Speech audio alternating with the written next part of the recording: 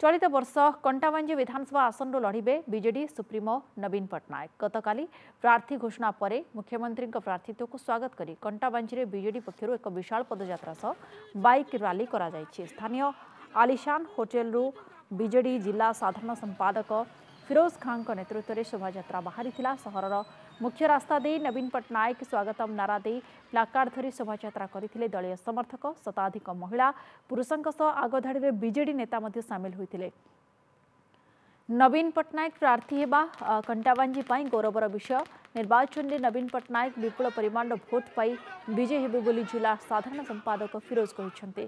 अन्यपक्षे पाटनागढ़ विधायक कहते जे कंटाबांजी आसनू बीजेडी विधायक भाव नवीन पट्टनायक खोद प्रार्थी घोषणा पर बिजू परिवार कंटाबांजी सहरवासी खुशी अच्छा। नवीन नेतृत्व में पंचम ओडिशा विकास होइछि आगकू जारी रहिबो। এটা গোটে খুশি খবর কন্টাই নির্বাচন মন্ডলী বলাঙ্গীর জেলা পশ্চিম ওড়িশা লাগি যে আমার প্রিয় মুখ্যমন্ত্রী আজ সবুবেলে পশ্চিম ওড়িশা প্রতি তাঁর স্বতন্ত্র দৃষ্টি রয়েছে। আজ সে যেতে ডিক্লেয়ার হল কালি যেতে নির্বাচন মন্ডলী কন্টাই লাগি সমস্তে খুশি অনুভব করতে। দুই নম্বর জিনিস হল যে সুনিশ্চিত আগামী দিনে বিভিন্ন ডেভেলপমেন্ট তো আজ দেখমা পশ্চিম ওড়িশার বহুত প্রকার হচ্ছে। যদি আমি কম্পেয়ার করমা বেলে পশ্চিম ওড়িশা বহুত ডেভেলপ হয়েছে।